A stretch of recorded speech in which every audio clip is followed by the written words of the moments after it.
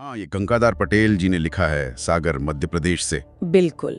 और ये एक संस्थान के 2 साल के सफर और उसके मिशन पर बात करता है। मिशन भी बड़ा है, भारत को बीमारी और बेरोजगारी से मुक्त करना। सही कहा। ये दस्तावेज हमें शुभारंभ हर्बल इंडिया के नजरिए के मतलब एक झलक देता है। हाँ, और जैसा आपने कहा, संस्थान ने हाल ही में अपने 2 साल पूरे किए हैं, तो ये एक तरह से उस अवसर पर लिखा गया लगता है। और लक्ष्य तो बिल्कुल साफ है, आयुर्वेद के जरिए स्वास्थ्य और रोजगार, इन 2 बड़े मुद्दों का हल खोजना। जी। तो चलिए इस दस्तावेज को थोड़ा और खोलते हैं। इसमें लिखा है कि ये सफर एक पवित्र उद्देश्य के साथ शुरू हुआ। ये शब्द ये अपने आप में काफी वजनदार लगते हैं। बिल्कुल। मतलब ये सिर्फ एक बिजनेस जैसा नहीं लगता है ना? हाँ, निश्चित रूप से पवित्र उद्देश्य, और फिर वो वाक्य, बीमारी और बेरोजगारी से भारत को आजाद कराना, ये साफ बताता है कि इसके पीछे एक गहरी, आप कह सकते हैं, सामाजिक सोच है, जैसा कि दस्तावेज में बताया गया है। और देखिए, दस्तावेज ये भी कहता है कि इस 2 साल की सफलता का क्रेडिट सिर्फ लीडरशिप को नहीं जाता। अच्छा। हाँ, बल्कि पूरी टीम को, सागर, खुरई, लखनऊ और दूसरी जगहों के सदस्य। स्रोत में उन्हें वॉरियर्स मतलब योद्धा कहा गया है। वॉरियर्स, हाँ, ये शब्द ध्यान खींचता है। तो ये एक सामूहिक कोशिश पर जोर देता है। बिल्कुल, समर्पण की भावना, सामूहिक प्रयास, ये सब बातें सामने आती हैं। अच्छा, दस्तावेज में मिशन के 3 मुख्य स्तंभ भी बताए गए हैं। हर घर स्वास्थ्य, हर हाथ रोजगार और भारत को आयुर्वेदिक क्रांति से जोड़ना। ये तो मतलब काफी बड़ा संयोजन लगता है। स्वास्थ्य, रोजगार और साथ में पारंपरिक ज्ञान, आयुर्वेद।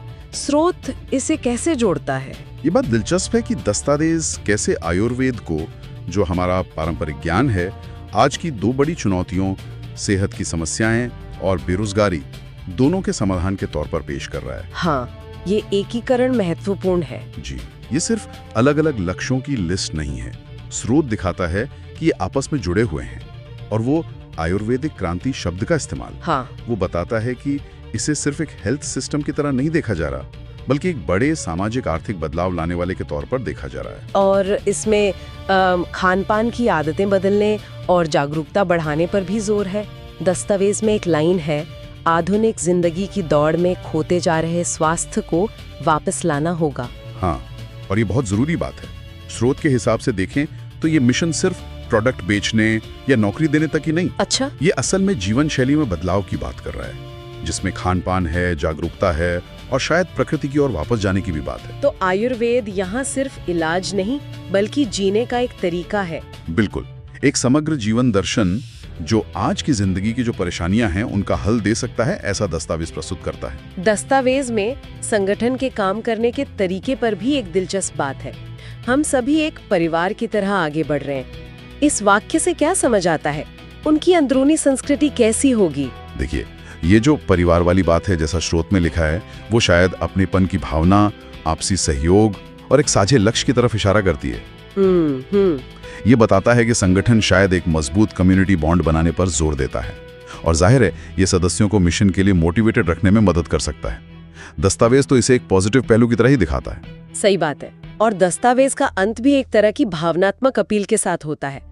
बस एक विश्वास अपने ऊपर और एक भरोसा इस मिशन पर बनाए रखें। हाँ। 2 साल पूरे होने पर यह कहना, इसकी क्या मायने हो सकते हैं? देखिए, जब लक्ष्य इतना बड़ा और चुनौतीपूर्ण हो तो टीम का मनोबल बनाए रखना बहुत जरूरी होता है। 2 साल एक अहम पड़ाव है। हाँ, बिल्कुल। तो ये अपील जैसा स्रोत में है, वो शायद भविष्य की चुनौतियों के लिए टीम को फिर से तैयार करने, उनके विश्वास को और पक्का करने का एक तरीका है।